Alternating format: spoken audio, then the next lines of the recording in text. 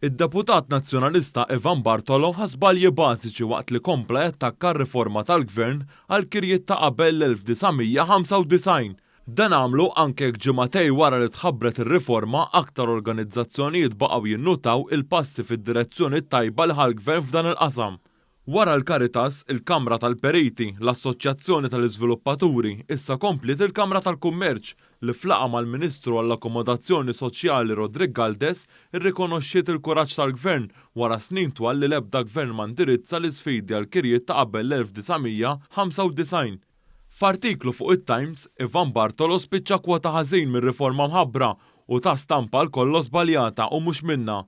Skont id-Deputat Nazzjonalista, il-Gvern se jkunu taħallas 25% tal-prezz tal-kirja ta' dawk li jaħdmu full-time, iżda dan mhux xejn minnu.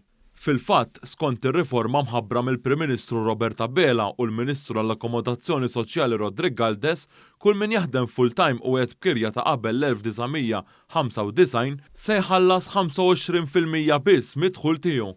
Il-bqija tal-ammont dovut għall-kirja se jkun issussidjat mill-Gvern. Anka inkwilini li jaħdmu full-time u biqlieħ se naraw li ma jħallsux aktar minn 25% ta' dħul tagħhom fuq il-kera.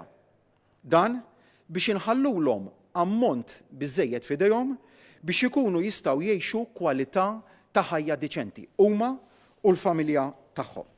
Fl-istess artiklu, l-Oppożizzjoni Nazzjonalista permezz ta' Ivan Bartolo komplet tiżola lilha nnifisha fil-kritika tagħha fuq ir-riforma li minnha se jgawdu 10,000 familja fosthom pensjonanti li se jieħdu massimu ta' 10,000 euro. Fl-artiklu tiegħu Bartolo għamel l-istess bħalma għamel f'konferenza l-aħbarijiet li kien indirizza ma qal xejn dwar il-proposti tal-Partit Nazzjonalista għar-riforma fil-kirjiet ta' qabel l-1995. Dwar il-proposti, aħna għandna diversi proposti, aħna f'dan il-partit għandna diversi proposti li qegħdin niddiskutuhom ħaj joħroġ l-att il-Gvern u bad niddiskutuhom tagħna wkoll.